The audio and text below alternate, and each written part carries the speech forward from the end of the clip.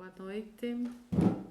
Então, o tema da live de hoje é psicoeducação para pais.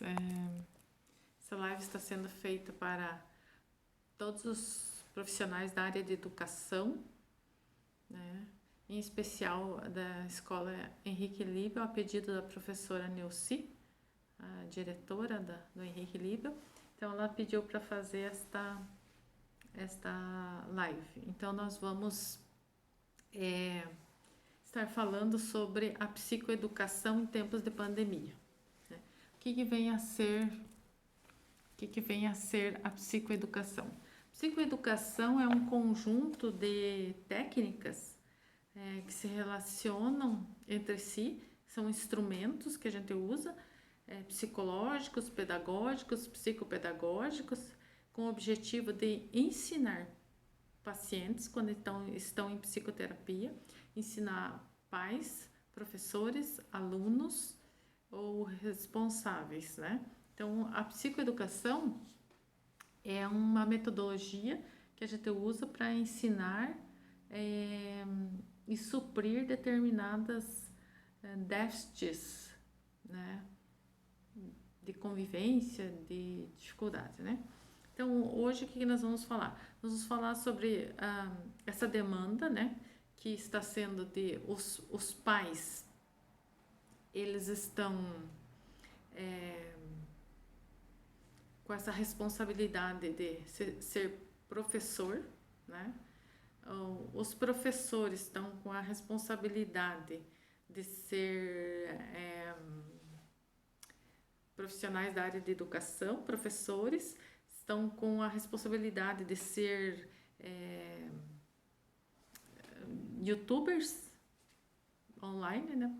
Então, nós tivemos que, a toque de caixa, aprender a se posicionar numa câmera, a gravar vídeos, a dar aulas online, a fazer atividades metodológicas, pedagógicas por plataforma Moodle ou outros tipos de plataforma escolar. Então, assim, para nós está sendo extremamente difícil, porque da noite para o dia, a gente dormiu, hoje deu aula, amanhã acordou sem aula presencial, aula online. Já imaginou o choque para nós? Então, muitos de nós, como eu, não tinha prática, né? Tinha dias que a gente chorava, né? Eu chorava, porque assim, a gente não domina esse mundo tecnológico. Então, é difícil. Eu comecei a dar aula em 1989, né? Fez 31 anos. Então, quando a gente começou, era presencial. E daí você deu aula 30 anos, trabalhou 30 anos desse jeito. No outro dia você acorda e você vai ter que achar um outro jeito de dar aula. Já imaginou? Daí o cérebro, até ele se modificar, né? Porque nós somos extremamente adaptáveis, o ser humano tem essa plasticidade cerebral extremamente adaptável. Então, o que a gente teve que fazer? Pegar esta adaptação que a gente teve que fazer, a toque de caixa, modificar a estrutura de trabalho, a metodologia e mudar. Então, para nós professores, isso pode ter dado ansiedade, desencadeado depressão. Quem já tem depressão pode ter piorado o quadro, como se tivesse uma recaída, até o cérebro conseguir entender que as coisas mudaram. Então, e isso demora uns 10, 15 dias. E aí, um mês, 2, e agora, dia 19 de setembro, vai fazer 6 meses que a gente está em aula online, muito difícil. Então, assim, temos que tomar bastante água. Por quê? Porque a água vai dissolver o cortisol que nós temos no sangue. O cortisol faz a nossa pressão subir, faz a nossa ansiedade subir. Então, a gente tem que tomar bastante água para diluir no sangue este hormônio chamado cortisol, para conseguir manter a pressão baixa. Nós temos que fazer exercícios de respiração de 3 a 5 minutos por dia, de hora em hora, cada 2 horas. Por quê? Porque a gente tem que manter a nossa higiene mental para que a gente tenha saúde mental. Cada hora ou cada 2 horas a gente tem que se espichar, levantar, porque quando a gente está em sala de aula, a gente anda para lá, anda para cá, né? Então a gente tem que fazer exercícios para que o sangue circule, né? Em especial ficar na ponta dos pés, se espichar, para que a circulação flua, senão ocasiona dificuldades devido ao sedentarismo. Então, você veja, muitas modificações nós temos que fazer. Nós temos que fazer planejamento sem a presença do aluno. Nós temos que imaginar como ele está, que nível ele está. Antes a gente estava todos os dias na sala de aula e achava difícil, né? Agora a gente vê o quão mais difícil é, né? Então, imagine os pais que estão ali em sala de aula em casa, né? A casa virou a sala de aula, né? Então, os alunos eles têm que estudar o dobro, o triplo do que eles estudavam na sala de aula. Só que na sala de aula a aula é estruturada e pensada. A cada 45 minutos muda um professor. Isso não é feito sem pensar, isso é feito propositadamente, desculpe, porque essa metodologia faz com que o aluno mantenha o máximo de atenção possível. Então, agora tem aula de história, depois tem de geografia, de educação física, de matemática. Porque geralmente ou a educação física, a matemática é primeiro e a educação física depois, ou vice-versa. Para quê? Para que a criança relaxe, soe, sorria, libere bastante serotonina, bastante hormônios da felicidade, para que ela consiga baixar o estresse, para que ela consiga aprender, para manter a atenção. Então, as aulas são pensadas e estruturadas não por acaso de cada 45 minutos, existe um porquê, né? Os estudos mostram que nos primeiros 45 minutos é mais aproveitado esta atenção. Depois a atenção começa a ficar seletiva, eu olho aqui, olho lá, olho cá. Então, e se tem muitos alunos dentro da sala de aula, né? Muitos alunos, a professora vai lá, olha, percebe, mexe nas costas, então vai fazer. Isso, voltar a atenção. Já o aluno em casa, a mãe às vezes está no escritório, home office, o pai no outro escritório, o aluno ali aprendendo.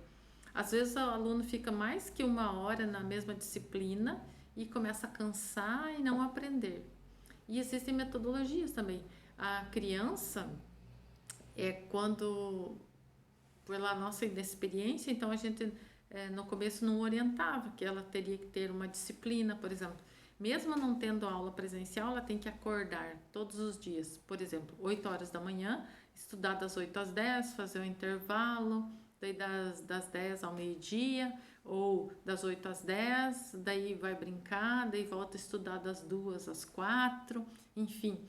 A mãe, o pai ou o cuidador responsável que vai fazer essa grade para que ele consiga estudar, né?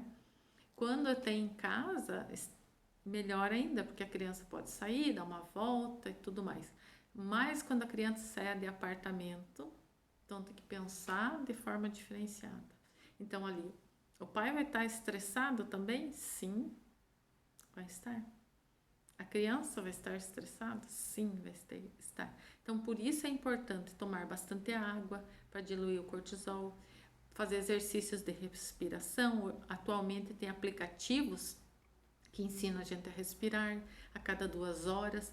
É fácil? Não, mas tem que se criar uma disciplina, né? Fazer um planner, né? Como a minha amiga Eliane fala, faz assim, segunda, terça, quarta, quinta, sexta. Daí como se fosse a aula presencial. Daí faz a grade, das 8 às 9, das 9 às 10, daí intervalo, das 10 às 11, das 11 ao meio-dia, daí à tarde um intervalo, ou para brincar, ou para fazer alguma coisa.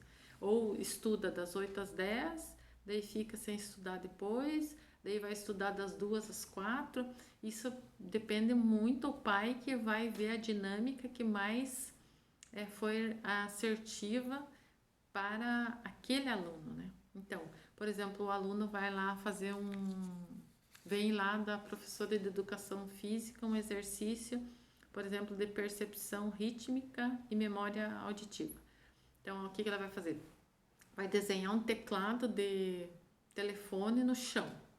E aí a criança vai prestar atenção nas palmas da mãe, ou do pai, ou do cuidador, e vai pular nos números que estão...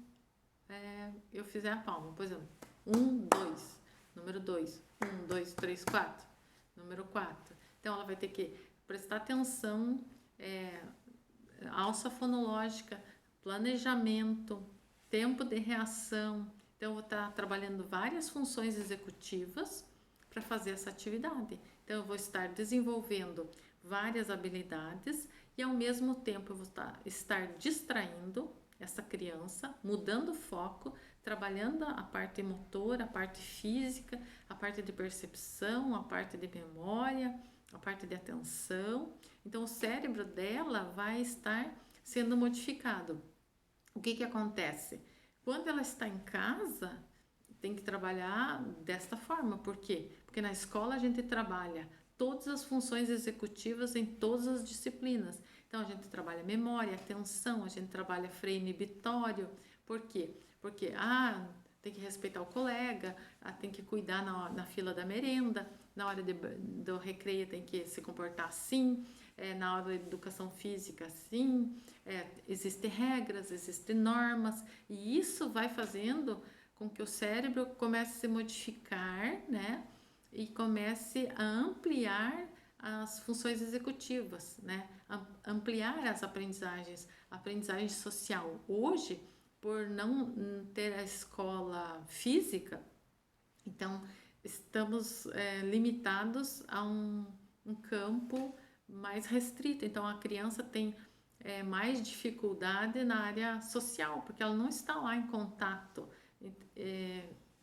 principalmente na primeira infância, né, nos CMEs, e de primeira a quarta, que ela precisa daquele contato social, ela precisa daquele contato para se desenvolver todas as capacidades cognitivas, para desenvolver, assimilar as regras, as normas de convivência social, tá desenvolvendo todo esse aparato. Hoje ela não tem. Então, neste lado social, de Vygotsky, está tendo esta lacuna, né? Então, a gente está preocupado. O que meu aluno tem que aprender? Sim. Mas na escola a gente trabalha toda a outra questão social, a questão de relacionamento interpessoal, que isso em casa fica um pouco falho, né? Por exemplo, outra atividade, xadrez, por exemplo. Então, vai desenvolver todas as funções executivas. Vai desenvolver alça fonológica, porque eu vou dizer assim, cadê o rei? Vai desenvolver memória, vai desenvolver atenção, vai desenvolver planejamento, vai desenvolver antecipação, porque eu vou ter que prestar atenção para fazer a jogada, então eu vou ter que pensar o que o outro vai jogar, eu tenho que decorar as peças, então eu vou ter que deslocar as peças no tabuleiro. Então, eu vou estar trabalhando memória, vou estar trabalhando atenção, vou estar trabalhando freio inibitório, vou estar trabalhando memória a curto prazo, memória a longo prazo, porque eu tenho que guardar a figura de quem é o rei, quem é a rainha. Eu vou estar trabalhando figura funda, eu vou estar trabalhando símbolo, eu vou estar trabalhando percepção visual, motora fina, motricidade. Então, eu vou estar trabalhando diversas funções executivas, né? Claro que o pai vai estar fazendo o mesmo jogo, ele não sabe tudo que está sendo trabalhado, que nem a gente. Ele tem dificuldade aqui na memória, tem dificuldade na atenção, eu tenho que dar mais ênfase aqui. O pai vai fazer simplesmente o jogo. Na escola, ele vai estar se relacionando com outras pessoas, então eu vou estar trabalhando disciplina, vou estar trabalhando grupo, eu vou estar trabalhando. Então, essa perda social não tem como recuperar em casa, mas a disciplina, a teoria, claro, tem que trabalhar, né? Então, mas o professor, digamos, tem 5 anos que a gente estuda, né? Eu estudei pedagogia, depois psicologia. Então, estuda 5 anos pedagogia, depois mais 5 anos psicologia. Então, a gente tem uma metodologia diferenciada, a gente tem um tempo de leitura diferenciado e às vezes o pai não teve a mesma oportunidade que nós. Então, ele não vai ter tanta paciência e metodologia para ensinar seu filho. Então, muitos pais chegam na Secretaria de Educação nervosos porque não sabem como ensinar. Então, o que a psicoeducação faz? Eu vou lá, a Simone, ou quem for chamada, vai fazer essa psicoeducação. O que vai fazer? Vai ensinar esse pai como se trabalha com esse aluno, em especial os alunos com dificuldade de aprendizagem, com dificuldade na atenção, hiperatividade, os autistas, que os pais têm mais dificuldades. Os outros alunos que conseguem aprender sozinhos é mais fácil, né? Então, nessa época de pandemia, então a gente tem que pensar em tudo isso. Para os professores também está sendo desgastante? Está, porque nós, além de que tivemos que nos adaptar à tecnologia, claro que nosso cérebro ampliou muito, tendo que trabalhar com computador, sem a pessoa, né, a gente é acostumado a dar aula, você tem que trabalhar na tela agora. Então, é fácil? Não é fácil. Então, nós temos que tomar bastante água, fazer exercício de respiração, a cada 1 hora se exercitar, se espichar como um gato. Por quê? Para que a nossa circulação esteja boa, para que a gente tenha uma boa higiene mental, para a gente ter uma boa saúde mental. Senão, a gente pode desenvolver quadros de ansiedade, quadros de depressão. Pessoas que já têm tendência ou já têm depressão, elas podem agravar o quadro, né? Então, isso é muito importante a gente está fazendo. Então, essa psicoeducação, quando a gente vai falar, a gente vai falar da psicoeducação para pais, vai falar psicoeducação para professores, para alunos, né? Cada um na sua dificuldade, né? Mas todos estamos no mesmo barco, todos estamos aprendendo, né? A conviver com essa nova metodologia de aprendizagem e ensinagem, né? Então, quando eu vou elaborar uma atividade para um aluno com déficit cognitivo, eu não estou na frente do aluno, é mais difícil.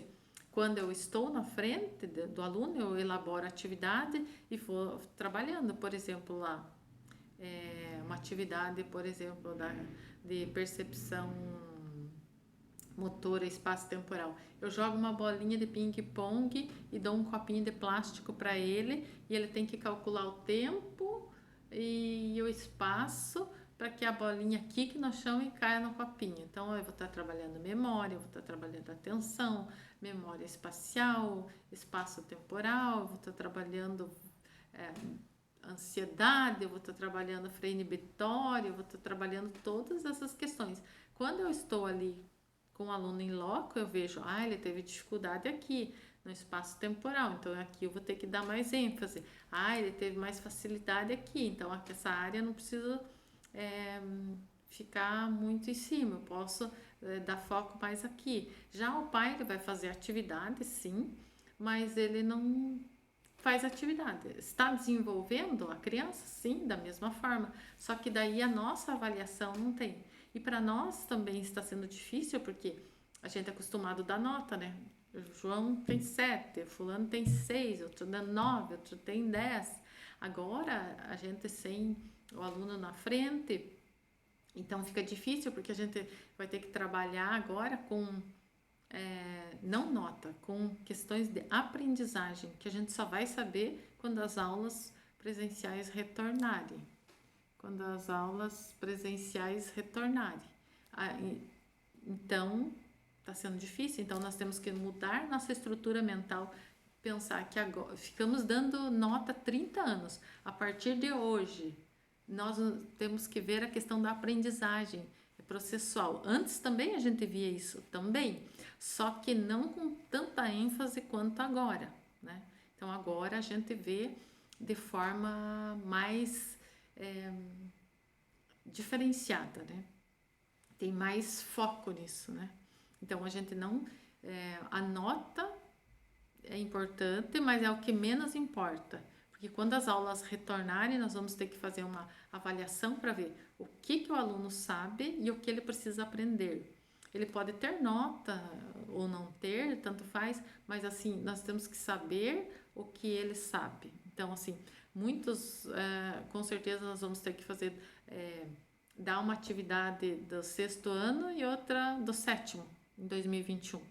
E está compensando, porque nós vamos ter que trabalhar conteúdos, aprendizagens, né? Talvez a gente tenha que mudar a grade curricular, não sei.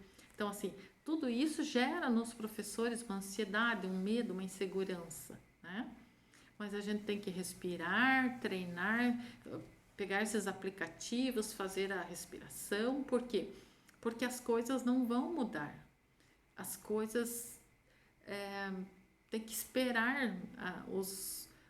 As comissões estão se reunindo para definir como vai ser este ano letivo de 2020. As comissões estão se reunindo, elas vão dar uma resposta, só que elas também estão estudando, elas não sabem ainda a resposta, né? Por exemplo, nós não sabemos quem vai iniciar as aulas presenciais primeiro, né? Nós sabemos que talvez de 2º grau, de 5ª a 8ª, de 1ª a 4ª, daí o CMEI, por exemplo. A gente pensa que é assim, mas a gente não sabe como é que vai ser. Então, essas comissões estão se reunindo para que elas façam essa distribuição de como será o ano letivo 2021. Então, a gente tem que assim, se focar em fazer as atividades, né? A orientar os pais para que eles também não fiquem nervosos.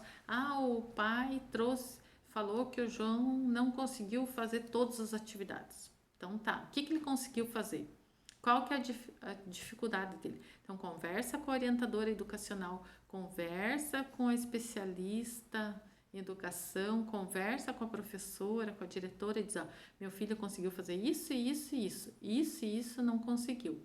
Então, a gente já sabe que a gente vai ter que modificar as atividades que vai dar para esse aluno, que a gente não pode dar mesmo as atividades, vamos dar 10 atividades, para esse eu vou ter que dar 5 com o mesmo conteúdo, então vou diminuir o número de atividades porque ele tem pouca atenção, né?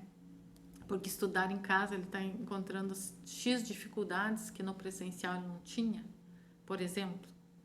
Ou sempre teve dificuldades e se virava porque tinha ajuda dos colegas ou do professor, e agora em casa a mãe não está conseguindo fazer essa ajuda, então está tendo mais dificuldade, né? Então são todas essas adequações que a gente tem que fazer à necessidade. Para nós também não está sendo fácil enquanto professor, enquanto aluno. Todos os dias a gente está aprendendo, todos os dias a gente está adequando, usando o bom senso, né? Porque tem coisas que são regras gerais, mas para cada aluno é um jeito de aprender. Então, assim, como é tudo online, eu não sei como é que o João está aprendendo, como o Pedro está aprendendo, como a Maria está aprendendo. Então eu tenho que... Os pais, quando vão fazer a devolutiva das atividades, levam o envelope e dizem assim, essa atividade ele encontrou isso, isso e isso de dificuldade. Essa aqui ele conseguiu fazer com facilidade, essa aqui não. E aí vai falando para os professores, porque assim, os professores continuam tendo 5 turmas, por exemplo, ou 15 ou 20 turmas, cada turma de 25 a 30 alunos. E, né? Então, os professores não têm como saber das particularidades de cada aluno. Então, é o pai, o responsável, o legal, que tem que chegar lá e dizer, professora de geografia, meu filho não conseguiu fazer essa atividade por causa disso e disso, né? Mesmo no presencial, a gente sabe das dificuldades que tem e a gente trabalha e compensa essas dificuldades. E imagine assim no não presencial. Então, as dificuldades continuam no não presencial. Então, os pais têm que ser bem honestos, né? Chegar lá e explicar para nós que nós não temos bola de cristal, nós não sabemos, né? Então, nós pegamos a atividade que veio na devolutiva e fazemos outra naquele nível e um pouquinho acima. E se foi o pai que fez aquela atividade? Não foi o filho. Entendeu?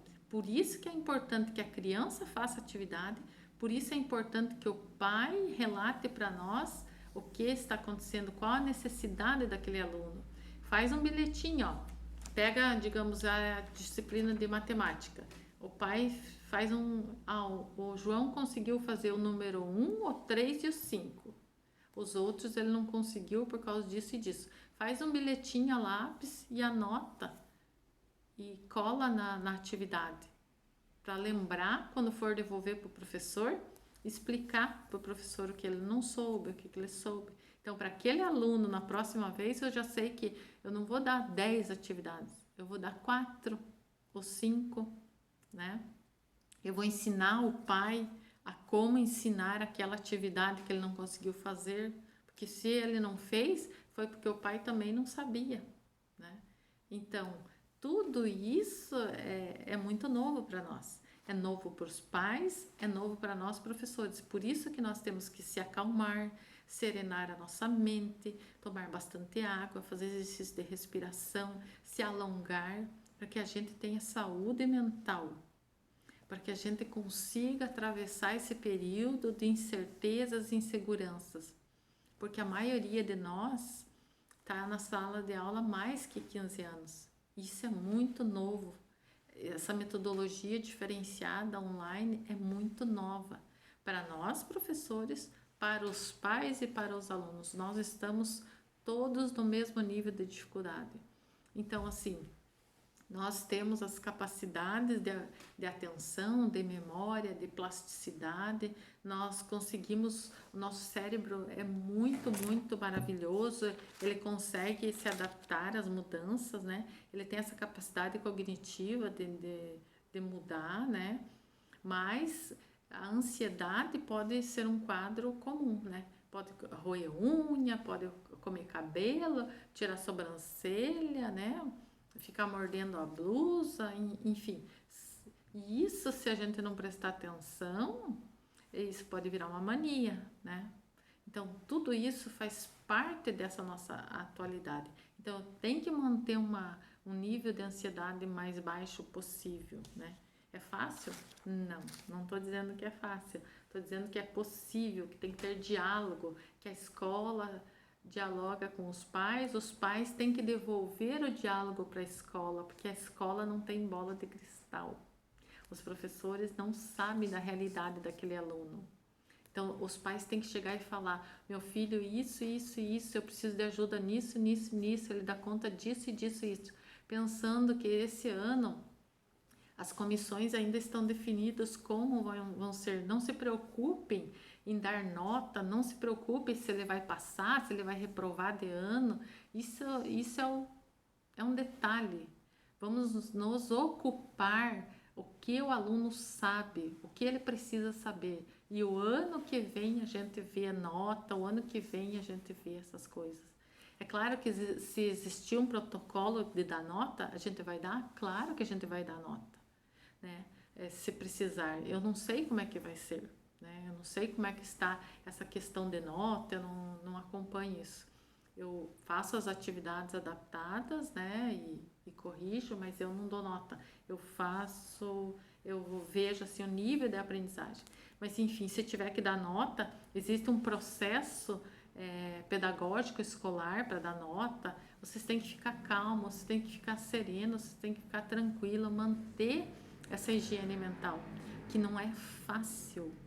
Tomar bastante água, respirar, praticar exercícios e assim tentar não pensar no futuro, viver o agora. O que nós temos agora? É viver o agora, sempre no agora. Amanhã. Vamos viver bem o agora. Vamos fazer. Os pais, amanhã, por exemplo, é dia de trazer as atividades para a escola. Então, os pais, quando vêm devolver, vêm e devolvem com os bilhetinhos, com as necessidades, né? É novo para nós, é novo para os pais, é novo para os alunos, para todo mundo. Só que a gente tem que manter a calma, a serenidade, a tranquilidade, para que tudo saia do melhor jeito possível. Não estou dizendo que é fácil, não estou dizendo isso. Estou dizendo que é possível nós nos adaptarmos. Nós somos seres humanos totalmente adaptáveis. Nós somos seres empáticos, nós nos colocamos no lugar do outro, no sofrimento do outro, né? Não que a gente vá carregar esse sofrimento para si, mas assim, pense, tem 4 filhos, o pai trabalha, a mãe trabalha, precisa de um computador para o pai, um computador para a mãe, 4 computadores, um para cada criança. Então, veja, tem a questão financeira da pandemia, tem a questão social, tem a questão de relacionamento, tem a questão emocional. São várias situações que envolvem esse mundo escolar. Então, nós temos que viver o agora. Viver o agora. Não pensar no amanhã. Fazer o melhor que a gente puder agora. A melhor atividade agora. A melhor orientação agora. Tudo agora. E amanhã a gente vê o que vai ser disponibilizado. O ano que vem a gente vê como que vai fazer as séries, né?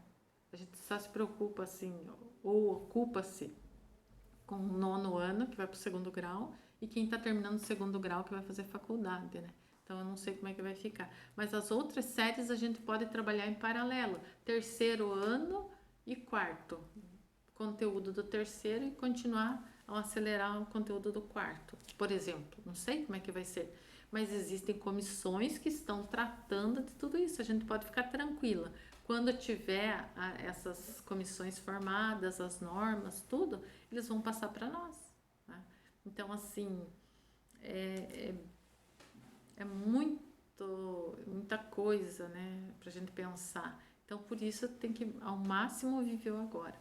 Treinar a atenção, treinar a memória, né? Se conseguir manter o máximo possível no aqui e agora, né? E é isso, né? Não tem muito o que se enfeitar, é viver o agora. Os pais trazer atividade, nós modificarmos as atividades. E é viver esse agora. E não ficar triste ou ansioso ou aborrecido, porque a gente não deu todas as atividades que queria. Os alunos não devolveram tudo que a gente enviou, então a gente tem que enviar menos.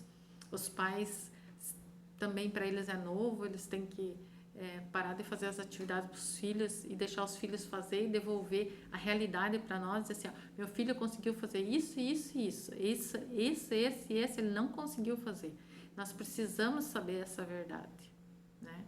Para que quando ele chegar lá na aula presencial a gente tenha mais facilidade, né? Porque tem pais que estão fazendo atividades para os seus filhos, né? Não é todos os pais, né? Outros deixam os filhos fazer sozinhos, ficam nervosos, um nível de ansiedade, né? E assim, temos que aos poucos nos adaptando a essa realidade diferenciada. E é isso, né? Me coloco à disposição, né? Para atendimento de pais, na Secretaria de Educação, atendimento de responsáveis, atendimento de professores. Eu estou na Secretaria de Educação nas sextas-feiras o dia todo. É só vocês estarem lá que a gente faz uma psicoeducação com vocês. Tira as dúvidas, lá tá a Simone, tá o pessoal do ensino, né? Tem uma escala de atividades presenciais e home office. Mas se a gente não está lá, a gente está em home office.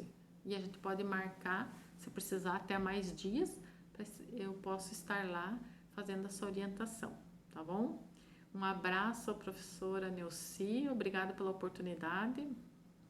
Obrigada a todas as escolas do município, aos CMEIs, aos diretores, aos especialistas de educação, às merendeiras, às zeladoras, as secretárias, os técnicos de informática, a todos os professores, a equipe técnica, enfim, a todos.